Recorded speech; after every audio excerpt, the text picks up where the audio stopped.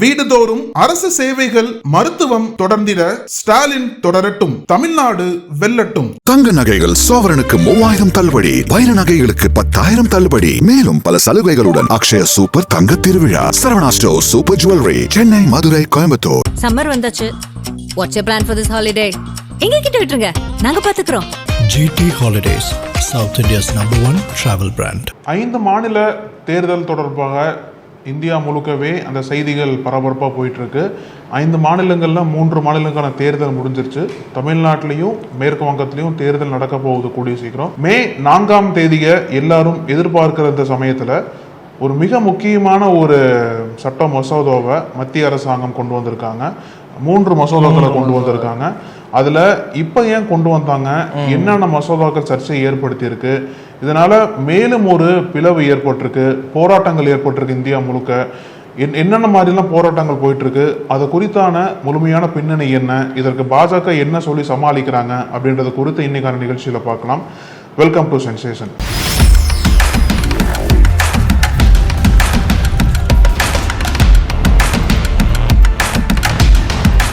வணக்கம் அழகண்ணா. வணக்கம் கமல். நம்ம செய்திகளுக்குள்ள போறதுக்கு முன்னாடி ஒரு முக்கியமான விஷயம், எப்பெல்லாம் நம்ம தமிழக உரிமை, அதாவது மாநில உரிமைகளை பத்தி பேசுறோமோ அப்பெல்லாம் ஏதோ இந்தியாவுக்கு எதிரானவங்க, நாட்டுக்கு எதிரானவங்க, தேசியத்துக்கு எதிரானவங்கன்னு ஒரு பிம்பத்தை கட்டமைச்சுக்கிட்டே இருக்காங்க. அது இல்லை அப்படிங்கிறத தொடர்ந்து தமிழ்நாட்டுல இருந்து சொல்லிக்கிட்டே இருக்காங்க. மாநில உரிமைகளை கேட்கறது என்னைக்கும் தேசியத்தை பிரிக்கிறதுக்கான செயலா இருக்காது, அதை என்னைக்கும் செய்யவும் மாட்டாங்க.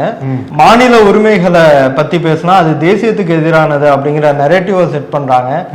நம்ம அதுல வெளியே வரணும், நம்மளும் அதை நம்ப கூடாதுங்கிறது தான் என்னோட முதல் கருத்து. ஆமா, இதுல நீங்க சொன்னது போல இந்த நரேட்டிவை பாஜக பக்காவா செட் பண்ணிட்டு வராங்க. அதுவும் குறிப்பா இந்த மசோதாவர்கள் அவங்க தான் பெண்களுக்காக பாதுகாப்பு, பெண்களுக்கு உரிமைகளை அவங்க தான் மதிக்கிறாங்க அப்படின்ற போர்வையில தொடர்ந்து இங்க இருக்கக்கூடிய எதிர்கட்சிகளோட போராட்டம், எதிர்கட்சிகளோட கோரிக்கை என்னவா இருக்கு, இதுல என்ன டிமாண்ட் பண்றாங்க அப்படி எல்லாத்தையுமே காது கொடுத்து கேட்காம அவங்க சொல்றதா நடக்கணும். அதுதான் பார்லிமெண்ட் மெஜாரிட்டேரியனிசம். இந்த அளவுக்கு ஒரு மெஜாரிட்டி வந்தது அப்படின்னா, இன்ஃபேக்ட் அவங்க மெஜாரிட்டி கிடையாது, பாஜக இந்த மைனாரிட்டி தான். கூட்டணி கட்சிகளோட மெஜாரிட்டியா செயல்பட்டு இருக்காங்க. ஆனா அப்படி இருந்த சமயத்திலேயே அவங்க நினைக்கிறதெல்லாம் கொண்டு வராங்க அப்படின்ற ஒரு நடைமுறை தொடர்ந்து பார்த்துட்டே இருக்கும். அது அந்த பிசினஸ்ல எப்படி ஒரு மோனோபோலி ஒட்டுமொத்த இதையும் சதிக்குமோ அதே மாதிரிதான் நாட்டுக்கும் ஒரு தனி பெரும்பான்மைங்கிறது கூட்டாட்சி தத்துவத்தையே சதைக்கக்கூடிய ஒரு விஷயம் தான். எப்படி நம்ம எஸ்ஐஆர்ல பார்த்தோம் இல்லையா, எஸ்ஐஆர்ல தனித்து செயல்பட்டு ஒரு குறிப்பிட்ட மக்களை மட்டும் அந்த இதுல நீக்கினாங்க, வாக்காளர் அடிப்படை உரிமையா அவங்களுக்கு போயிடுச்சு இல்லையா. அது இந்தியா முழுக்கவே பார்த்தோம் நம்ம.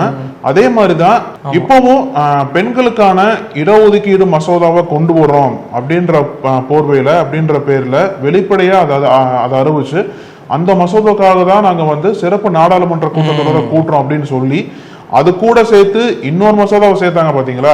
அதுதான் பாஜகவோட டெக்னிக், அதுதான் பாஜகவோட ஸ்ட்ராட்டஜி. சின்ன பிள்ளைகள்லாம் கசப்பான பொருள் ஏதாவது சாப்பிடலன்னா இனிப்பு தொட்டு கொடுப்பாங்க. ஆமா, ஆனா இந்த பாஜக அரசு விஷத்தை இனிப்புல தொட்டு கொடுத்து சாப்பிடு இப்ப சாப்பிடலன்னா இனிப்பே வேணாங்கிறான், நாட்டுக்கு நல்லது நடக்கிறதே வேணாங்கிறான் அப்படிங்கிற மாதிரி பேசுறாங்க.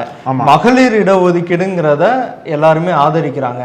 ஆனா அது கூடவே வர இந்த மாநிலங்களோட தொகுதிகள் மறுசீரமைப்பு, யூனியன் பிரதேசங்களோட தொகுதிகள் மறுசீரமைப்பு, இதைத்தான் நாம எதிர்க்கிறோம். தனித்தனியா கொண்டு வந்தா இதை எதிர்ப்பாங்க அப்படிங்கறத தெரிஞ்சுக்கிட்டே எல்லாத்தையுமே ஒன்னா கொண்டு வராங்க. அதுதான் பிரச்சனை. நீங்க சொல்றதுபடி என்ன பண்றாங்க அப்படின்னா, எல்லா கட்சிகளும் டீலிமிட்டேஷன் எதிர்க்கிறாங்க. ஆனா அந்த எதிர்ப்பை பாஜக எப்படி மாத்துறாங்க அப்படின்னா, பாத்தீங்களா மகளிருக்கான உரிமையை எதிர்கட்சிகளோட விட மாட்டாங்க, மகளிரோட அதிகாரத்தை எதிர்கட்சிகள் தடுக்கிறாங்க அப்படின்ற மாதிரி பாஜக ஒரு கேம்பெயினை சீரும் சிறப்புமா செம்மையா பண்ணிட்டு இருக்காங்க டெல்லியில. ஆனா அது இந்தியா முழுக்கவே ஈடுபடுமான்னு கேட்டா பெரிய கேள்விக்குறிதான். ஏன்னா 2 ஆண்டுகளுக்கு முன்னாடி நினைக்கிறேன் மகளிர் இந்த இடஒதுக்கீடு மசோதா கொண்டு வந்தாங்க.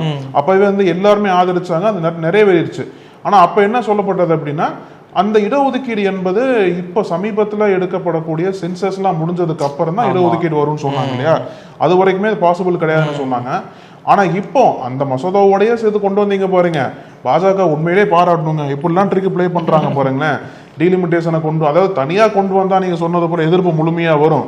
இந்த மகளிர் இடஒதுக்கீடு மசோதா கொண்டு வந்தா எதிர்த்தாங்க அப்படின்னா அது மகளிருக்கு எதிராக எதிர்க்கிறாங்கன்னு சொல்லிட்டு அரசியல திருப்பிடலாம் அப்படின்ற மாதிரி பாஜக ஒரு பிளான் பண்ணி கொண்டு வந்தாங்க.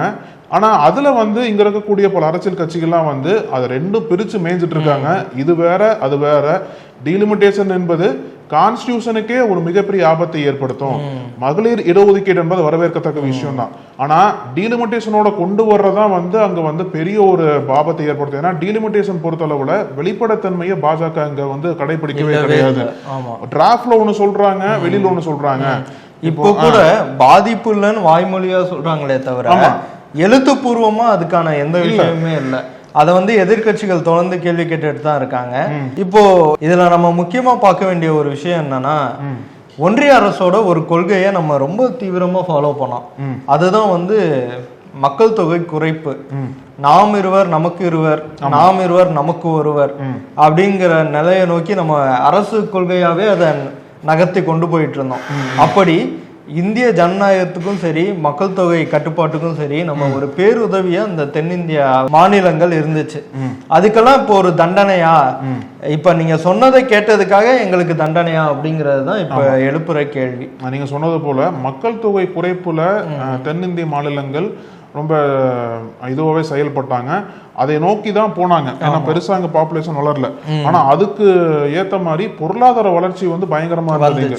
கல்வி, மருத்துவம், சுகாதாரம், பொருளாதாரம் என்பது தென்னிந்திய மாநிலங்கள்ல ரொம்ப அபரிவிதமா வளர்ந்தது. அதுக்கு உதாரணம் வந்து தமிழ்நாடு சொல்லலாம், கர்நாடகா, கேரளா, ஆந்திரா, தெலுங்கானா எல்லாமே வந்து ஒரு எக்கனாமிக் பவர் ஹவுஸா இருக்கிற டைம்ல தான் வந்து இந்த ஒரு டீலிமிட்டேஷன் அப்படின்றத பயன்படுத்தி இங்க இருக்கக்கூடிய மக்களோட அதிகாரத்தை பறிக்கும் விதமா மத்திய பாஜக செயல்படுறாங்க. ஏன்னா 2029 ஆண்டு வரக்கூடிய லோக்சபா தேர்தலில் இவங்க முன்னாடியே என்ன சொன்னாங்க அப்படின்னா, பாஜக எங்களுக்கு சவுத் இந்தியா வேண்டாங்க, நார்த் இந்தியா மட்டும் போதும். இவங்களோட பார்வையில நார்த் இந்தியா, அதாவது குறிப்பா சொல்லணும் அப்படின்னா அந்த ஹிந்தி ஹாட்லாண்ட் இருக்குல்ல, ஹிந்தி பேசும் மாநிலங்கள், உத்தரப்பிரதேசம், மத்திய பிரதேசம், அது வந்து ஷார்ட்டா என்ன சொல்லுவாங்க அப்படின்னா பிமாருன்னு சொல்லுவாங்க. பிமாருனா பீகார், மத்திய பிரதேஷ், ராஜஸ்தான், உத்தரப்பிரதேஷ்.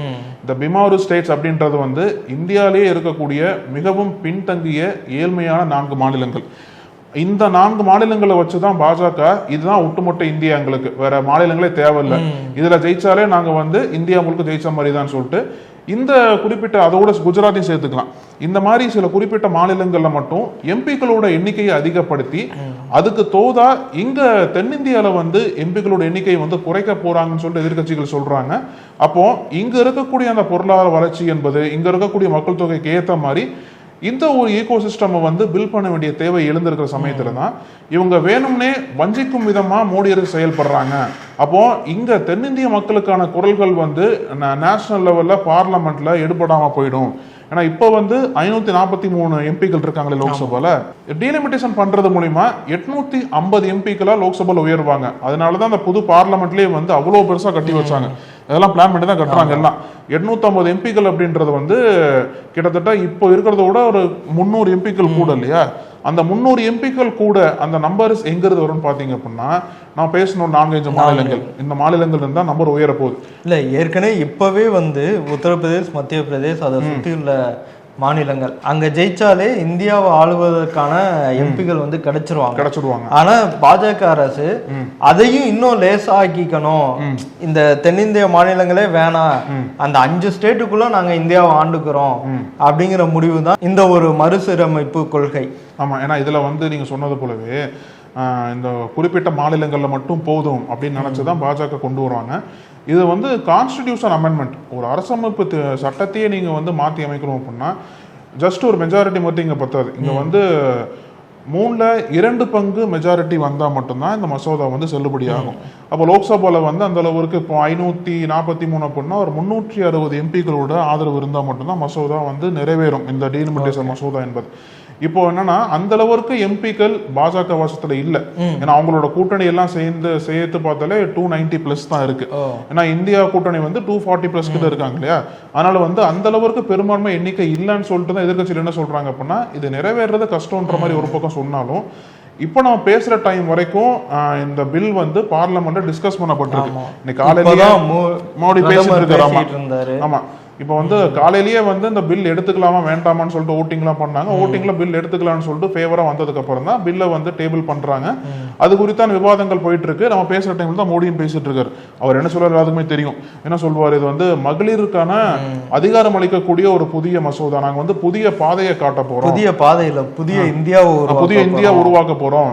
எதிர்க்கட்சிகள் அரசியல் பண்ணாங்க அப்படின்னா மகளிர் சமுதாயம் நம்மள வந்து மன்னிக்கவே மன்னிக்காது அப்படின்ற மாதிரி மகளிருக்கு ஆதரவா இருக்கிற மாதிரி பல கருத்துக்களை வந்து மோடி பதிவு பண்றாரு. ஒரு பக்கம் அந்த மசோதா வரவேற்கத்தக்கதான். ஆனா டீலிமிட்டேஷன் எதுக்காக கொண்டு வந்தீங்க அப்படின்ற ஒரு கேள்விக்கு வந்து மத்திய அரசாங்கம் பதில் இல்லை. எதுக்கு வந்து வெளிப்படைத்தன்மை இல்லை? அவங்க சொல்றாங்கல்ல, சுதந்திரமான ஒரு கமிஷன் அமைச்சு அந்த கமிஷன் மூலியமா தொகுதி மறுவரையை டிஸ்கஸ் பண்ண போறோம்னு சொல்றாங்கல்ல, அந்த கமிஷன்ல யாரெல்லாம் இருப்பாங்கன்னு சொல்லிட்டு வெளிப்படைத்தன்மையா சொல்லல. இவங்க முன்னாடி என்ன சொன்னாங்க அப்படின்னா 2026க்கு அப்புறம் நடக்கக்கூடிய அந்த சென்சஸ், பாப்புலேஷன் சென்சஸ்லாம் வச்சுதான் டீலிமிட்டேஷன் பண்ண போறோம்னு சொல்லிட்டு சொன்னாங்க. ஆனா இப்ப என்ன சொல்றாங்க அப்படின்னா அவசர கதியில கொண்டு வர போறோம். அவசர கதி எப்படின்னா 2011ஆம் ஆண்டு சென்சஸ் எடுத்தாங்க இல்லையா, அந்த சென்சஸை வச்சுதான் இந்த டீலிமிட்டேஷனை கொண்டு வர போறோம். ஏன்னா இப்ப நம்மகிட்ட ஃபாலோ பண்ற சென்சஸ் என்பது 1971 எடுத்த சென்சஸ், அதை தான் ஃபாலோ பண்ணிட்டு இருக்கோம். இப்போ 2011 சென்சஸ்க்கு ஏற்ற மாதிரி அந்த மக்கள் தொகைக்கு ஏற்ற மாதிரி நாங்க வந்து டீலிமிட்டேஷன் கொண்டு வர போறோம் அப்படின்ட்டு அவசர கதியில, பாஜக பொறுத்தவரைக்கும் தெரியும் எல்லாமே அவசர கதி தானே, அவசர கதியில கொண்டு வந்து தான் மசோதா கொடுக்குறாங்க. அதுக்கு பாஜக என்ன சொல்றாங்க அப்படின்னா அவசரப்பட தப்பே கிடையாதுங்க. ஏன்னா 50 வருஷங்களா வந்து நேரு காலத்தில் ஆரம்பிச்சு பெண்களுக்கான உரிமைகள் வந்து காங்கிரஸ் கொடுக்கவே இல்லை, நாங்க தான் பெண்களுக்கான உரிமைகளை கொடுக்க போறோம், அதனால அவசரப்படுறது தப்பு கிடையாது. இந்த 2029ஆம் ஆண்டு லோக்சபா தேர்தல் வரப்போகுது, அதுக்குள்ள முடிச்சா மட்டும்தான் பெண்களுக்கான அதிகாரம் போய் சேரும்னு சொல்லிட்டு அவங்க ஒரு அப்ஜெக்டிவ் வைக்கிறாங்க. ஆனா இதுல ஒட்டுமொத்தமா இருக்கக்கூடிய எதிர்க்கட்சிகள் எல்லாமே வந்து ஸ்ட்ராங்கா எதிர்க்கிறாங்க. குறிப்பா வந்து பாத்தீங்கன்னா வட இந்திய மாநிலங்களே எதிர்க்க ஆரம்பிச்சிருக்காங்க. இப்போ குறிப்பா வந்து பஞ்சாப் போன்ற மாநிலங்களே வந்து எதிர்க்கிறாங்க. ஏன்னா அவங்களுக்கு ரெப்ரசன்டேஷன் குறையும் உள்ள அதுல, அதனால அவங்களும் எதிர்ப்பு தெரிவிச்சிருக்காங்க. தமிழ்நாடு யூஸ்வலா எதிர்ப்பு, இன்னைக்கு திமுக சார்பா அந்த கருப்பு கொடி ஏந்திய போராட்டம் பண்ணாங்க. கேரளா, கர்நாடகா, தெலுங்கானால எதிர்த்தாங்க. இதுல ஒரு எக்ஸப்ஷன் வந்து பாத்தீங்க அப்படின்னா, ஆனா சவுத் இந்தியாவுக்கே பெரிய ஒரு இழப்புன்னு சொல்ற சமயத்துல தென்னிந்திய மாநிலங்கள் ஒற்றுமையா இருந்து ஒட்டுமொத்தமா எதிர்த்தா மட்டும்தான் ஒரு நல்ல எதிர்ப்பை பதிவு பண்ண முடியும். ஆனா எக்ஸப்ஷன் வந்து சந்திரபாபு நாயுடு தான்.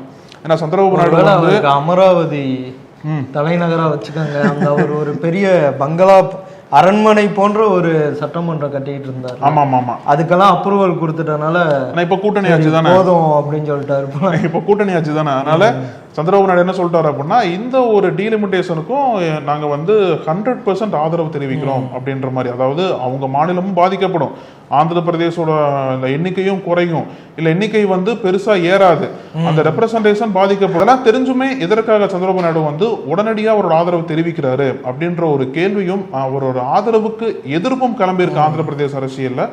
இதெல்லாமே உற்று நோக்கி கவனிக்கும் போது இந்த மசோதா எப்படி வந்து டிராவல் ஆக போகுது, என்னென்ன மாதிரி நடவடிக்கை, இதுலயாச்சும் எதிர்கட்சிகள் ஒன்னா இணைஞ்சு இந்த ஒரு குறிப்பிட்ட ஒரு மசோதா, இந்த மசோதா வந்துச்சு அப்படின்னா இந்தியாவோட கான்ஸ்டிடியூஷனே மாற வாய்ப்பு இருக்கு. பல மாநிலங்களோட உரிமைகள் வந்து கேள்விக்குறியா மாறும்.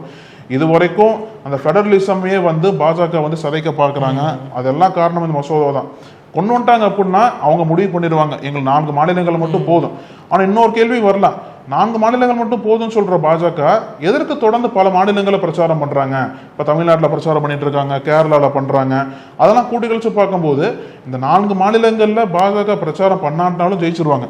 உத்தரப்பிரதேஷ், பீகார், அப்புறம் வந்து மத்திய பிரதேஷ் எல்லாமே பாஜக பவரா இருக்காங்க. குஜராத் எல்லாமே அவங்க ரூலிங் இருக்காங்க. பிரச்சாரம் பண்ணாமே ஜெயிச்சிருவாங்க. ஆனா இருந்தாலும் அவங்களோட கொள்கை என்பது ஒரே மதம், ஒரே இந்தியா, ஒரே மொழி, ஒரே இந்தியா அப்படின்ற கொள்கை தான். அவங்க வந்து பன்முகத்தன்மையை விரும்பலன்னு சொல்லிட்டு தான் முன்னாடியே தெரியும் நமக்கு. அப்படி அது அந்த காரணத்துக்காக தான் இவ்வளோ ஒரு எஃபோர்ட்டை போட்டு இந்தியா முழுக்கவே பிரச்சாரத்தை பண்ணி எல்லா பக்கம் பாஜகவை நிறுவிடணும். இப்போ 2029 நடக்கக்கூடிய லோக்சபா தேர்தலில் இந்த சட்டத்தின் மூலியமா பாஜக வந்து ரொம்ப சேஃபா பிளே பண்ணுவாங்க. 4 மாநிலங்கள்ல மட்டும் நம்ம ஆட்சி பண்ணா போது மீண்டும் ஆட்சிக்கு வந்துடலாம் அப்படின்ற ஒரு சேஃப் பிளே அவங்க பண்ணுவாங்க. இருந்தாலும் இந்தியா முழுக்க இருக்கக்கூடிய பல மாநிலங்கள்ல நம்மளோட இருப்பு என்பது ஸ்ட்ராங்கா இருந்தா மட்டும்தான் ஆர்எஸ்எஸ் போட்டு கொடுத்த கொள்கை வந்து அங்க உறுதியா செயல்பட ஆரம்பிக்கும். அதனாலதான் தொடர்ந்து பல தேர்தல்களை பாஜக பிரச்சாரம் பண்றாங்க தமிழ்நாட்டுல தான். நாடாளுமன்றத்துல நடந்த விவாதத்துல இன்னொரு முக்கியமான விஷயம் என்னன்னா, கர்நாடகாவை சேர்ந்த பாஜக எம்பி தேஜஸ்வி சூர்யா பேசினதும் அதுக்கு பதிலா தமிழ்நாடு எம்பி ராஜா பேசினதும். தேஜஸ்வி சூர்யா என்ன சொன்னார்னா, நானும் உங்களை போல சவுத் இந்தியால இருந்து வரவன் தான், ஆனா உங்களுக்கும் எனக்கும் என்ன வித்தியாசம்னா, நான் பிரிவினைவாத மொழியில வந்து பேச மாட்டேன். அவர் சொல்றாரு பிரிவினைவாதம் வந்து பேச மாட்டேன். திருப்பரங்குன்றத்துல முஸ்லீம் ரைட்ஸுக்காக போராடினாங்களோ பாஜக, அவரு சொல்றாரு பிரிவினைவாதம் பேச மாட்டேன். இது அதாவது இன்னும் தெளிவா சொல்ல போனோம்னா, திமுக சொன்னது போல பிரிவினைவாதம் பேச மாட்டேன் அப்படிங்கிறாரு அவரு. அதுக்கு ராசா சொல்ற பதில் என்னன்னா, நாங்க வந்து பிரிவினைவாதம் பேசுறவங்கல்ல, நாங்க வந்து மாநில உரிமைகளுக்காக பேசுறவங்க. அதாவது 1971 பாகிஸ்தானுக்கு இந்தியாவுக்குமான போர் அப்போ நாங்க வந்து 6 கோடி ரூபாய் கொடுத்தோம். இந்தியாவுல எந்த மாநிலங்களும் வந்து அந்த அளவுக்கு பங்களிப்பு செய்யல, ஆனா நாங்க பண்ணோம். 1999 வாஜ்பாய் தலைமையிலான அரசு இருந்தப்ப கார்கில் வார் அந்த டைம்ல தான் நடந்துச்சு. அந்த டைம்ல வந்து நாங்க கிட்டத்தட்ட 100 கோடி கிட்ட கொடுத்தோம். அதனால எங்களுக்கு தேசிய ஒருமைப்பாட்டை பத்தி நீங்க பாடம் எடுக்க வேணாம் அப்படின்னு சொல்லியிருக்காரு. இது வந்து ரொம்ப வைரலா போயிட்டு இருக்கு. நீங்க சொன்னது போல தேஜஸ்வி சூர்யா வந்து பாஜக எம்பி கர்நாடகால இருந்து அவரு பிரிவினைவாதத்தை பேச மாட்டோம்னு சொன்னாலும், பாஜக பிஹைண்ட் தி ஸ்கிரீன்ஸ் என்ன பண்றாங்க அப்படின்றது இந்தியாவில் எல்லாத்துக்குமே தெரிஞ்ச விஷயம் தான். எப்படிலாம் கட்சிக்குள்ள பிரிவினைவாதத்தை ஏற்படுத்துறாங்க, எப்படிலாம் கட்சியை வந்து பிரிச்சு விட்றாங்க, அவங்களுக்கு சார்பாக செயல்படக்கூடிய, அவங்களுக்கு சார்பாக செயல்படணும், அவங்களோட இதுக்காண்டி செயல்படணும்னு சொல்லிட்டு எத்தனை கட்சிகள் உடச்சு விட்ருக்காங்க, எத்தனை கட்சியில் பிரிச்சிருக்காங்கன்னு சொல்லிட்டு பார்த்துட்டே தான் இருக்கும். அப்போ அதெல்லாம் எந்த மொழியில தேஜஸ்வியா சொல்லுவாருன்னு தெரியல எனக்கு. ஏன்னா அதெல்லாமே பிரிவினைவாதம் தானே வரும். அப்போ ஒரு மதத்தை நீங்க வந்து சிஏ மூலியமா ஒரு மதத்தையே நீங்க வந்து நெக்லெக்ட் பண்றீங்க, ஒரு மதத்தையே நீங்க வந்து அப்புறப்படுத்துறீங்க அப்படின்னா அதுவும் பிரிவினைவாதம் தான். எஸ்ஐஆர் மூலியமா ஒரு மதத்தையே வந்து நீங்க வந்து அடிப்படை உரிமையிலிருந்து தூக்குறீங்க அப்படின்னா அதுவும் பிரிவினைவாதம் தான். மைனாரிட்டிஸ்க்கு அகைன்ஸ்டாவே பாஜக தொடர்ந்து செயல்பட்டு இருக்கு. இன்னொரு விஷயம் என்னன்னா, பிரதமர் மோடி பேசினது, அவர் வந்து எப்படி மனசுல நினைச்சுக்கிறாருன்னே தெரியல. தமிழ்ல பேசினாலோ இல்ல வந்து ஒரு திருக்குறள் சொல்லிட்டாலோ நம்ம வந்து தமிழர்களுக்கு பெரிய விஷயம் பண்றோம், தமிழை காப்பாத்துறதே நம்ம தான் போல, வருத்தப்படுவாரு தமிழ்லாம் கத்துக்க முடியல என்னால அப்படின்னு நினைச்சுக்குவாரு போல. அதாவது தமிழை காப்பாத்துறதும் தமிழர்களுக்காக போராடுறதும் செயல்ல இருக்கணுமே தவிர வெறும் பேச்சிலேயே இருக்க கூடாதுல்ல. அதே மாதிரிதான் இப்பயும் சொல்றாரு. அதுல என்ன சொல்றாருன்னா, இந்த அரசு வந்து நாட்டோட எந்த பகுதிக்கும் எந்த விதமான ஓரவஞ்சனையும் பார்க்காது. உத்தரவாதம் வேணும், உத்தரவாதம் வேணும், உறுதிமொழி கொடுங்கன்னு கேக்குறீங்க, அதையும் கொடுக்க நான் தயாரா தான் இருக்கேன். தமிழ்ல இதுக்கு ஏதாவது ஒரு வார்த்தை இருந்தா சொல்லுங்க, நான் வந்து அந்த வார்த்தையை சொல்லி உத்தரவாதம் கொடுக்குறேன் அப்படின்னு சொல்றாரு. இத வந்து பாக்குறப்ப ரொம்ப எமோஷனலா அப்படி இருக்கலாம். ஆனா வாய்மொழி உத்தரவுங்கிறதே பெர்மனன்ட் இல்ல, அது சும்மா இப்போதைக்கு நான் சொல்றேன், அது வந்து எந்த அரசு ஆவணத்திலையும் வராது, அத வந்து அதிகாரப்பூர்வமான ஒரு விஷயமா நம்ம வச்சுக்க முடியாது. அப்படி இருக்கிறப்ப அவர் தமிழ்ல சொன்னாலும் சரி, கன்னடத்துல சொன்னாலும் சரி, தெலுங்குல சொன்னாலும் சரி, இந்த இத்தனை மொழிகள்ல சொல்றதுக்கு பதிலா இந்தியாவுக்குன்னு ஒரு தேசிய மொழி இல்லை, அதனால அரசோட வழக்கு மொழியா ஹிந்தி அல்லது ஆங்கிலம், இந்த ரெண்டுல ஏதாவது ஒரு மொழியில எழுத்துப்பூர்வமா கொடுத்துட்டாலே போதும். இதைத்தான் நம்ம எல்லாருமே கேட்டுக்கிட்டு இல்ல. எதிர்கட்சிகள் சொல்ற மாதிரி நீங்க ஹிந்தியில சொல்லுங்க, தமிழ்ல சொல்லுங்க, கன்னடால சொல்லுங்க, ஆனா இருக்கிறத சொல்லிருங்க, அதான கேக்குறாங்க. நீங்க டிராஃப்ட்ல ஒண்ணு சொல்றீங்க, வெளிமொழி இன்னொன்னு சொல்றீங்க. அமித்ஷா என்ன சொல்றாரு, இந்த மாதிரி தமிழ்நாடுக்கு பாதிப்பே வராதுன்னு சொல்றாரு, ஆனா டிராஃப்ட்ல வந்து தமிழ்நாட்டுக்கான எண்ணிக்கை குறைக்கப்படும் சொல்றாங்க போல. எடப்பாடி பழனிசாமி என்ன சொல்றாரு அப்படின்னா, அமித்ஷா சொல்லிட்டாருங்க, உறுதியா சொல்றாரு தமிழ்நாட்டுக்கு எண்ணிக்கை கூட போகுது, இப்போ 39 இருக்கு இல்லையா, அது 59 55 சொல்றாங்க, அந்த அளவுக்கு எண்ணிக்கை கூட போகுதுன்னு தான் அமித்ஷாவை உறுதிப்பட சொல்லிட்டாருன்னு சொல்றாங்க. ஆனா டிராஃப்ட்ல வந்து அதற்கான முகாந்திரமே இல்லைன்னு சொல்லிட்டு எதிர்க்கட்சிகள் குற்றம் சொல்லிக்கிறாங்க. அந்த டிராஃப்டை தான் சிஎம் ஸ்டாலினே வந்து எரிச்சாரு பிரச்சாரம் பண்ற சமயத்துல. சோ இந்த அளவுக்கு எதிர்ப்பு டீலிமிட்டேஷனுக்கு, அதுவும் தேர்தல் நடக்கிற டைம்ல இந்த அளவுக்கு எதிர்ப்பு என்பது பாஜக எதிர்பார்த்திருப்பாங்க ஒரு பக்கம். பட் இருந்தாலும் ஏதோ ஒரு வகையில புஷ் பண்ணி ஏதோ ஒரு வகையில இந்த ஒரு அமெண்ட்மெண்ட்டை கொண்டு வந்துட்டோம் அப்படின்னா அவங்களோட பொலிட்டிக்கல் நரேட்டிவ் ஈஸியா செட் பண்ண முடியும் அப்படின்ற நோக்கத்துக்காக தான் பாஜக கொண்டு வந்திருக்காங்க. இதை வந்து இப்போ இன்னைக்கு நம்ம பேசுற டைம்ல கூட ராகுல் காந்தியும் ஸ்டாலினும் பேசியிருக்காங்க இந்த ஒரு விஷயத்தை தொடர்ந்து. ஏன்னா ரொம்ப நாளா 2 பேருமே பேசாம இருந்தாங்க, 2 பேருக்குள்ள பெருசா இணக்கம் இல்லைன்னு சொல்லிட்டு பேசப்பட்ட டைம்ல தான் இந்த ஒரு குறிப்பிட்ட டீலிமிட்டேஷன் மசோதாவை நம்ம எல்லாம் சேர்ந்து நின்று ஒற்றுமை எதிர்த்தாகணும் அப்படின்ற ஒரு இது வந்ததுனாலதான் ஸ்டாலின் வந்து ராகுல் காந்திட்ட ஃபோன் பண்ணி பேசினாரு. 2 பேருமே வந்து எப்படிலாம் எதிர்க்கலாம் அப்படின்ற ஒரு இதை வந்து பகிர்ந்துக்கிட்டதா சொல்றாங்க. ஸோ இதுல இந்தியா கூட்டணி எந்த அளவுக்கு ஒற்றுமையா செயல்படுறாங்க, நீங்க மாநிலங்களுக்குள்ள பெரிய சண்டை போடுங்க, அரசியல் மோதல் இருக்கட்டும், வெஸ்ட் பெங்கால் மம்தா பானர்ஜி காங்கிரஸ் இருக்கட்டும், கேரளாவில் மாநில அளவில் போட்டி இருந்தாலும் தேசிய அளவில் வரும்போது அந்த ஃபெடரலிசத்தை காப்பாற்றக்கூடிய அந்த இதை வந்து எதிர்கட்சிகள் இப்போ வந்து ஒற்றுமையா செஞ்சா மட்டும்தான் பாஜக நினைக்கக்கூடிய அந்த ஒரு மசோதாவை வந்து நிறைவேற்ற முடியாம அதோட நோக்கத்திற்கு எதிராக இந்தியாவை வந்து நம்ம வச்சுக்க முடியும் அப்படின்ற ஒரு குரல் எழுந்திருக்கு. பார்லமெண்ட்ல விவாதம் பண்றாங்க. இது வெளியில நாடு முழுக்க எப்படி மக்களுக்கு புரியுற விதமா சொல்றாங்க அப்படின்றதெல்லாம் வந்து எதிர்கட்சிகள் இனிமேல் வரக்கூடிய நாட்கள்ல ரொம்ப ஃபோர்ஸ்ஃபுல்லா இறங்கினா மட்டும்தான் பாஜகவோட மசோதாவோட உண்மையான நோக்கம் என்பது என்னன்னு சொல்லிட்டு எல்லா மக்களுக்கும் தெரிய வரும். இன்னைக்கு இந்த டீலிமிட்டேஷன் தான் இந்தியா முழுக்க செய்தியா மாறி இருக்கு, இந்தியா முழுக்க பேசு பொருளா மாறி இருக்கு. இதுல பல சந்தேகங்கள் இருக்கு. இந்த சந்தேகங்களை வளர்க்கக்கூடிய தேவை, அந்த பொறுப்பு வந்து அரசாங்கத்துக்கு இருக்கு. ஸோ அதை தான் வந்து இன்னைக்கு சென்சேஷன் ஸ்பெஷலாக மாற்றிருக்கோம். அதுதான் வந்து இவ்வளோ டீட்டெயில்டாக பேசணும் நம்ம. அதனால் மேற்கொண்டு வரக்கூடிய அரசியல் செய்திகளை தொடர்ந்து பேசலாம். நன்றி கமல். நன்றி அழகண்ணா. நக்கீரன் டிவிக்கு சப்ஸ்கிரைப் செய்யுங்கள். உங்கள் ஆதரவே எங்கள் பலம். ஆசிரியர்களுக்கு நண்பனாகவும் மாணவர்களுக்கு ஆசானாகவும் திகழும் தேர்வு வழிகாட்டி. ஒவ்வொரு பாடத்திற்கும் அனுபவமிக்க ஆசிரியர்களின் துல்லியமான தெளிவான விடைகள். CNC இருக்கு, தேர்வு பயம் எதற்கு? இது தீரன் பப்ளிஷிங் ஹவுஸ் விற்பனை வெளியீடு.